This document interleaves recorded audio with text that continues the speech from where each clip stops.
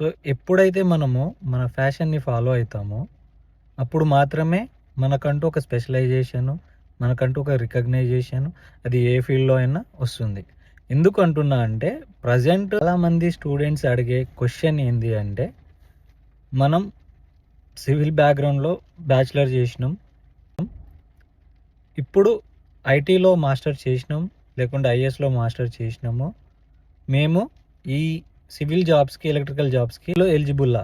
IT ఇప్పుడు present ఏంది, ఐటీలో జాబ్స్ లేవు కాబట్టి మీరు సివిల్‌లో గాని, మెకానికల్‌లో గాని, ఎలక్ట్రికల్‌లో స్విచ్ అయిదాం అనుకుంటున్నారు. కానీ ఫ్యాషనేటెడ్‌తో కాదు. అంటే స్కిల్స్‌తో కాదు.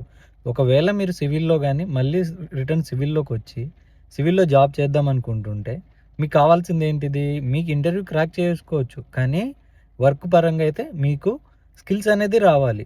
సో, ఎప్పుడైనా సరే మనం ఏదైనా సరే ఒకరిని చూసి మనం మోటివేట్ అయ్యి ఆ వర్క్ చేసేటప్పుడు దానికి మన స్కిల్స్ అనేది అలైన్ అవుతుందా లేదా?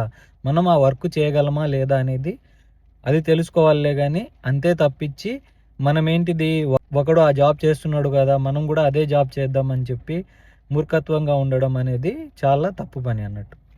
సో, మీరెప్పుడైనా సరే ఇప్పుడు ప్రెజెంట్ మీకు ఐటీ మార్కెట్ బాలేదు అనుకుంటే, సివిల్‌లో వద్దామనుకుంటే ఏదైనా ఒక స్పెషలైజేషన్ ఇది నేను చేసి, నేను ఇది స్పెషలైజేషన్ అయ్యి, ఈ స్పెషలైజేషన్‌తో నా లైఫ్ కంటిన్యూ చేద్దాము అని జెప్పేసి మీరు ఉంటే మాత్రమే రిటర్న్ రండి. లేకపోతే మీరున్న ఫీల్డ్‌లోనే మీరుండండి.